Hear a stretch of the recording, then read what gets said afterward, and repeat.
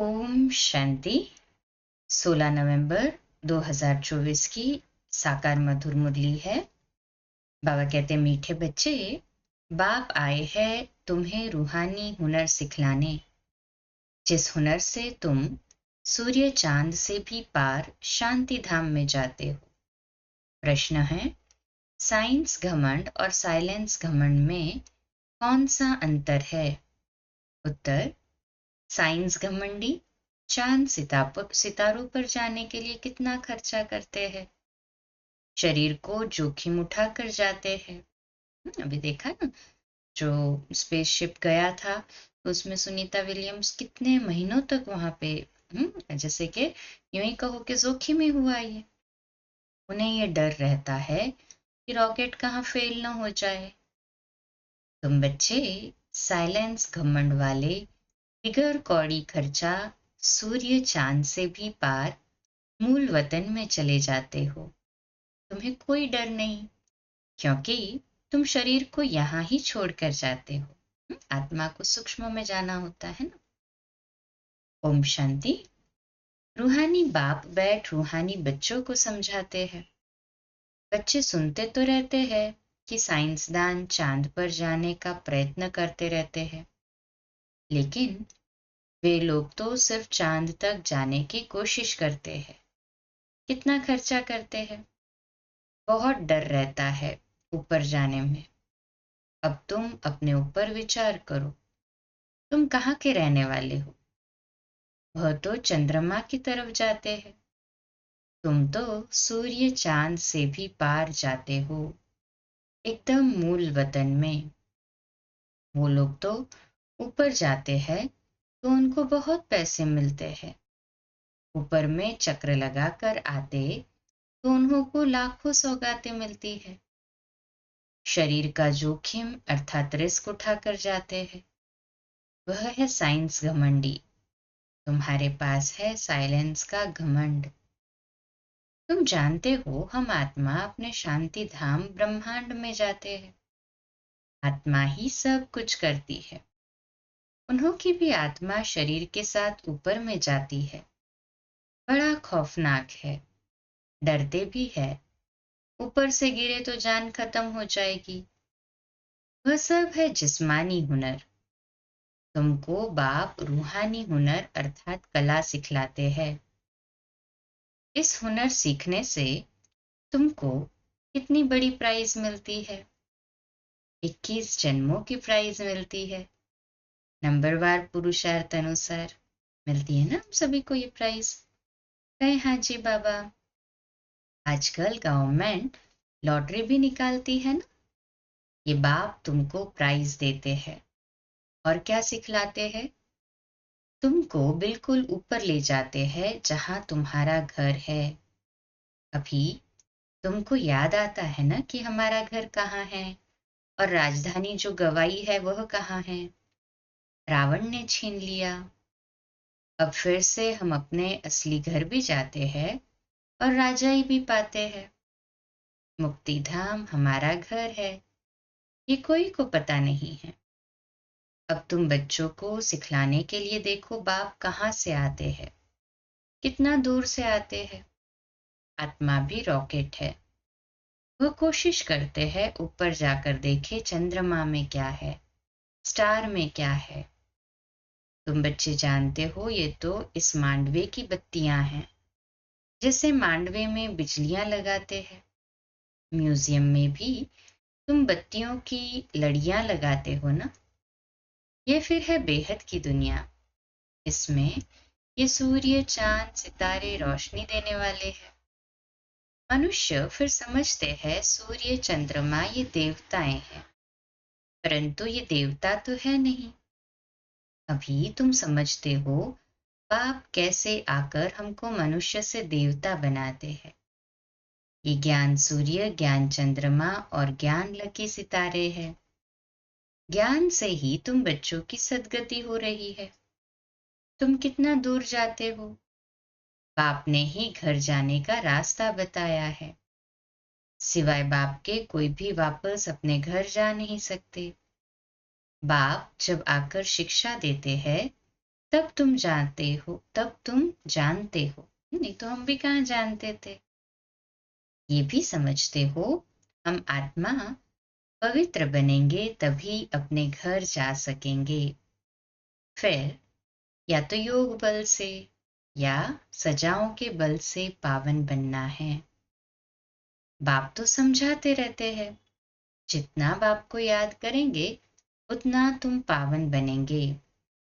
याद नहीं करेंगे तो पतित ही रह जाएंगे। फिर बहुत सजा खानी पड़ेगी और पद भी भ्रष्ट हो जाएगा। बाप खुद बैठ तुमको समझाते हैं, तुम ऐसे ऐसे घर जा सकते हो। ब्रह्मांड क्या है, सूक्ष्म वतन क्या है, कुछ भी पता नहीं। स्टूडेंट पहले थोड़ी कुछ जानते हैं। जब पढ़ना शुरू करते हैं तो फिर नॉलेज मिलती है। नॉलेज भी कोई छोटी कोई बड़ी होती है। आईसीएस का इम्तिहान दिया तो फिर कहेंगे नॉलेजफुल। इससे ऊंच नॉलेज कुछ होती नहीं। अब तुम भी कितनी ऊंच नॉलेज सीखते हो। बाप तुमको पवित्र बनने की युक्ति बताते हैं कि बच्चों, माम एकम याद करो तो पतित से पावन बनेंगे। असल में तुम आत्माएं पावन थी, ऊपर अपने घर में रहने वाली थी। जब तुम सतयुग में जीवन मुक्ति में हो तो बाकी सब मुक्ति धाम में अर्थात परम धाम में रहते हैं। मुक्ति और जीवन मुक्ति दोनों को हम शिवालय कह सकते हैं। मुक्ति में शिव बाबा भी रहते हैं, हम बच्चे आत्माएं भी रहती है। यह है रूहानी हाईएस्ट नॉलेज, डबल अंडरलाइन। वह कहते हैं हम चांद के ऊपर जाकर रहेंगे। इतना माथा मारते हैं, बहादुरी दिखाते हैं, इतने मल्टी मिलियन माइल ऊपर जाते हैं, लेकिन उन्हों की आश पूर्ण नहीं होती है और तुम्हारी आश पूरी हो जाती है। उनका है झूठा जिस्मानी घमंड, तुम्हारा है रूहानी घमंड। वह माया की बहादुरी कितनी दिखाते हैं। मनुष्य कितनी तालियां बजाते हैं, बधाइयां देते हैं, मिलता भी बहुत है। कर के बाद 5-10 करोड़ मिलेंगे। तुम बच्चों को ये ज्ञान है कि उन्हों को ये जो पैसे मिलते हैं सब खत्म हो जाएंगे, बाकी थोड़े दिन ही समझो। आज क्या है कल क्या होगा। आज तुम नरकवासी हो, कल स्वर्गवासी बन जाएंगे। टाइम कोई जास्ती नहीं लगता है। तो उन्हों की है जिस्मानी ताकत और तुम्हारी है रूहानी ताकत, जो सिर्फ तुम ही जानते हो। वह जिस्मानी ताकत से यहाँ कहाँ तक जाएंगे, चांद सितारों तक पहुंचेंगे और लड़ाई शुरू हो जाएगी। फिर वह सब खत्म हो जाएंगे। उन्हों का हुनर यहाँ तक ही खत्म हो जाएगा। वह है जिस्मानी हाईएस्ट हुनर, तुम्हारा है रूहानी हाईएस्ट हुनर। तुम शांति धाम में जाते हो, उसका नाम ही है स्वीट होम। वो लोग कितने ऊपर जाते हैं और तुम अपना हिसाब करो, तुम कितने माइल्स ऊपर में जाते हो। तुम कौन? आत्माएं। बाप कहते हैं मैं कितने माइल ऊपर में रहता हूं, गिनती कर सकेंगे। उन्हों के पास तो गिनती है, बतलाते हैं इतने माइल ऊपर में गए फिर लौट आते हैं। बड़ी खबरदारी रखते हैं, ऐसे उतरेंगे यह करेंगे। बहुत आवाज होता है, तुम्हारा क्या आवाज होगा? तुम कहाँ जाते हो, फिर कैसे आते हो, कोई पता नहीं। तुमको क्या प्राइज मिलती है ये भी तुम ही जानो। वंडरफुल है, बाबा की कमाल है, इसको पता नहीं। तुम तो कहेंगे ये नई बात थोड़ी है। हर 5000 वर्ष बाद वह अपनी यह प्रैक्टिस करते रहेंगे। तुम इस सृष्टि रूपी ड्रामा के आदि मध्य अंत ड्यूरेशन आदि को अच्छी रीति जानते हो, तो तुमको अंदर फक्र होना चाहिए। बाबा हमको क्या सिखलाते हैं? बहुत ऊंचा पुरुषार्थ करते हैं फिर भी करेंगे। ये सब बातें और कोई नहीं जानते। बाप है गुप्त। तुमको कितना रोज समझाते हैं, तुमको कितनी नॉलेज देते हैं। उन लोगों का जाना है हद तक, तुम बेहद में जाते हो। वे चंद्रमा तक जाते हैं। अब वह तो बड़ी बड़ी बत्तियां हैं और तो कुछ है नहीं। उनको धरनी बहुत छोटी देखने में आती है।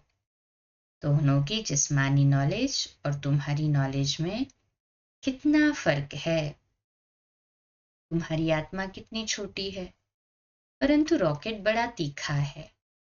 आत्माएं ऊपर में रहती है, फिर आती है पार्ट बजाने।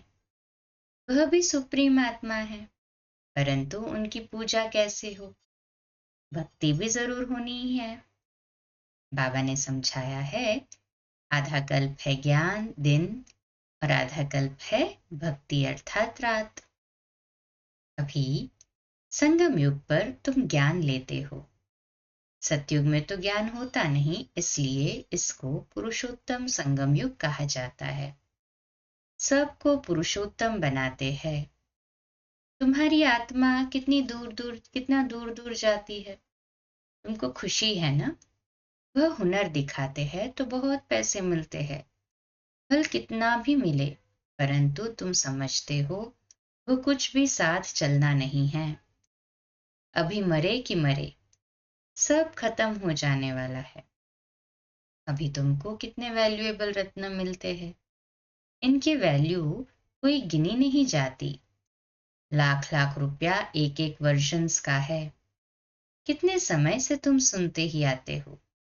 गीता में कितनी वैल्यूएबल नॉलेज है। ये एक ही गीता है जिसको मोस्ट वैल्यूएबल कहते हैं। सर्वशास्त्रमय शिरोमणि श्रीमद् भगवद गीता है। वो लोग भल पढ़ते रहते हैं, परंतु अर्थ थोड़े ही समझते हैं। गीता पढ़ने से क्या होगा? अब बाप कहते हैं मुझे याद करो तो तुम पावन बनेंगे। भल वह गीता पढ़ते हैं, परंतु एक का भी बाप से योग नहीं। बाप को ही सर्वव्यापी कह देते हैं, पावन भी बन नहीं सकते। अब ये लक्ष्मी नारायण के चित्र तुम्हारे सामने हैं। इनको देवता कहा जाता है क्योंकि दैवी गुण है। इन आत्माओं को पवित्र बन सबको अपने घर जाना है। नई दुनिया में तो इतने मनुष्य होते नहीं। बाकी सब आत्माओं को जाना पड़ेगा अपने घर। तुमको बाप भी वंडरफुल नॉलेज देते हैं, जिससे तुम मनुष्य से देवता बहुत ऊंच बनते हो। तो ऐसी पढ़ाई पर अटेंशन भी इतना चाहिए। ये भी समझते हैं, जैसा जिसने कल्प पहले अटेंशन दिया है ऐसा देते रहेंगे। मालूम पड़ता रहता है। बाप सर्विस का समाचार सुनकर खुश भी होते हैं। बाप को भी कभी चिट्ठी ही नहीं लिखते हैं, तो समझते हैं उनका बुद्धि योग कहाँ ठीक कर भीतर तरफ लग गया है। देह अभिमान आया हुआ है, बाप को भूल गए हैं। नहीं तो विचार करो, लव मैरिज होती है तो उनका कितना आपस में प्यार रहता है। हाँ, कोई कोई के ख्याल बदल जाते हैं तो फिर स्त्री को भी मार डालते हैं। ये तुम्हारी है उनके साथ लव मैरिज। बाप आकर तुमको अपना परिचय देते हैं। तुम आपे ही परिचय नहीं पाते हो, बाप को आना पड़ता है। Double underline. बाप आएगा तब जबकि दुनिया पुरानी होगी। पुरानी को नई बनाने जरूर संगम पर ही आएंगे। बाप की ड्यूटी है नई दुनिया स्थापन करने की। तुमको स्वर्ग का मालिक बना देते हैं, तो ऐसे बाप के साथ कितना लव होना चाहिए। फिर क्यों कहते हैं कि बाबा हम भूल जाते हैं। कितना ऊंच से ऊंच बाप है, इनसे ऊंचा कोई होता ही नहीं। मनुष्य मुक्ति के लिए कितना माथा मारते, उपाय करते हैं। कितनी झूठी ठगी चल रही है।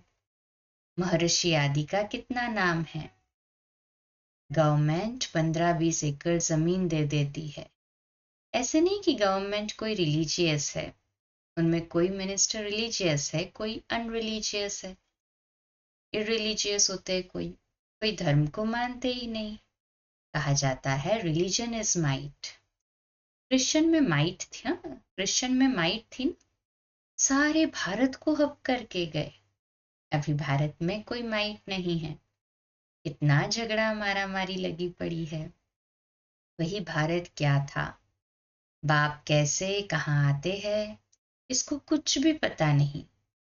तुम जानते हो मगध देश में आते हैं जहां मगरमच्छ होते हैं। मनुष्य ऐसे है जो सब कुछ खा जाए। सबसे जास्ती वैष्णव भारत था। ये वैष्णव राज्य है ना। कहाँ ये महान पवित्र देवताएं, कहाँ आजकल देखो क्या क्या हप करते जाते हैं, आदमखोर भी बन जाते हैं। भारत की क्या हालत हो गई है। अभी तुमको सारा राज समझा रहे हैं, ऊपर से लेकर नीचे तक पूरा ज्ञान देते हैं। पहले पहले तुम ही इस पृथ्वी पर होते हो, फिर मनुष्य वृद्धि को पाते हैं। अभी थोड़े समय में हाहाकार हो जाएगा, फिर हाय हाय करते रहेंगे। स्वर्ग में देखो कितना सुख है। ये एम ऑब्जेक्ट की निशानी देखो। ये सब तुम बच्चों को धारणा भी करनी है। कितनी बड़ी पढ़ाई है। बाप कितना क्लियर कर समझाते हैं। माला का राज भी समझाया है। ऊपर में फूल है शिव बाबा, फिर मेरू। प्रवृत्ति मार्ग है ना।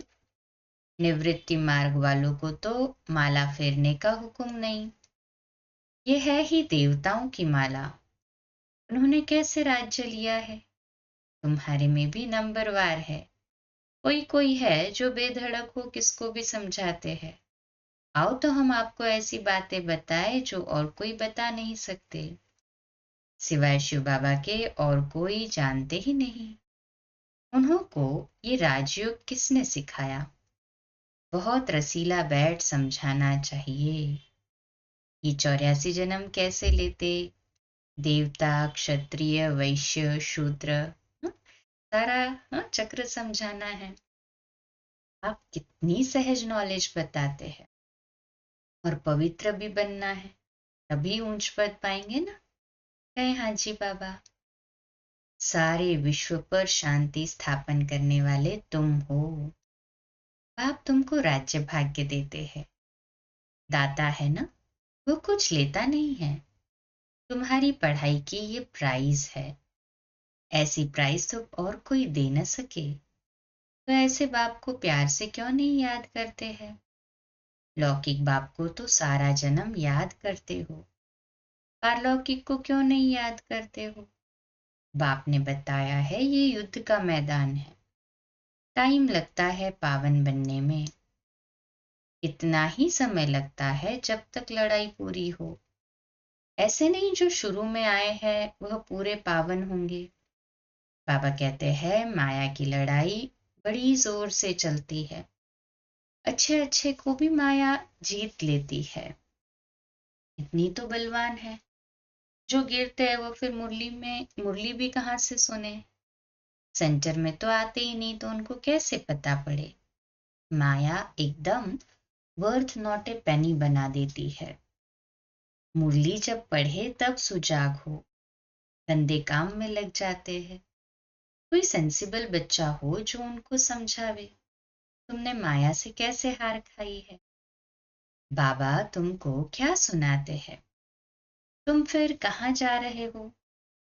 देखते हैं इनको माया खा रही है तो बचाने की कोशिश करनी चाहिए। कहाँ माया सारा हपना कर लेवे। फिर से सुजाग हो जाए, नहीं तो ऊंच पद नहीं पाएंगे ना। सदगुरु की निंदा कराते हैं। अच्छा, मीठे मीठे सिकरते बच्चों प्रति माता पिता बाप दादा का याद प्यार और गुड मॉर्निंग। रूहानी बाप के रूहानी बच्चों को नमस्ते। हम रूहानी बच्चों की रूहानी माता पिता बाप दादा को याद प्यार, गुड मॉर्निंग और नमस्ते। वाह बाबा वाह, शुक्रिया बाबा, शुक्रिया। धारणा के लिए मुख्य सार है पहली पॉइंट, बाप से साइलेंस का हुनर सीखकर इस हद की दुनिया से पार बेहद में जाना है। फकूर अर्थात नशा रहे। बाप हमें कितना वंडरफुल ज्ञान देकर कितनी बड़ी प्राइज देते हैं। दूसरी पॉइंट, बेधड़क होकर बहुत रसीले ढंग से सेवा करनी है। माया की लड़ाई में बलवान बन जीत पानी है। मुरली सुनकर सुजाग रहना है और सबको सुजाग करना है। आज का मीठा वरदान है, परम पूज्य बन परमात्मा प्यार का अधिकार प्राप्त करने वाले संपूर्ण स्वच्छ आत्मा भव। तो आज का स्वमान है, मैं संपूर्ण स्वच्छ आत्मा हूँ। मैं संपूर्ण स्वच्छ आत्मा हूँ। विश्लेषण, सदा ये स्मृति जीवन में लाओ कि मैं पूज्य आत्मा इस शरीर रूपी मंदिर में विराजमान हूँ। ऐसी पूज्य आत्मा ही सर्व की प्यारी है। उनकी जड़ मूर्ति भी सबको प्यारी लगती है। कोई आपस में भल झगड़ते हो लेकिन मूर्ति को प्यार करेंगे क्योंकि उनमें पवित्रता है। तो अपने आप से पूछो, मन बुद्धि संपूर्ण स्वच्छ बनी है, जरा भी अस्वच्छता तो मिक्स नहीं है। जो ऐसे संपूर्ण स्वच्छ है वही परमात्मा प्यार के अधिकारी है। स्लोगन है, ज्ञान के खजाने को स्वयं में धारण कर हर समय हर कर्म समझ से करने वाले ही ज्ञानी तू आत्मा है। आज का व्यक्त इशारा है, सफलता के लिए अपने पास एक रूहानी तावीज रखो। रिगार्ड देना ही रिगार्ड लेना है। ये रिगार्ड का रिकॉर्ड सफलता का अविनाशी रिकॉर्ड हो जाएगा। सदा मुख पर एक ही सफलता का मंत्र हो, पहले आप। यथार्थ रूप से पहले मैं को मिटाकर दूसरे को आगे बढ़ाना, सो अपना बढ़ना समझ चलने से सफलता को पाते रहेंगे। अच्छा, कम बोलो, धीरे बोलो, मीठा बोलो, सत्य बोलो, सोच समझकर बोलो। निमित्त भाव, निर्माण भाव, निर्मल वाणी। आज का नया दिन आप सभी को मुबारक हो, मुबारक हो, मुबारक हो। शुभ दिवस। ओम शांति।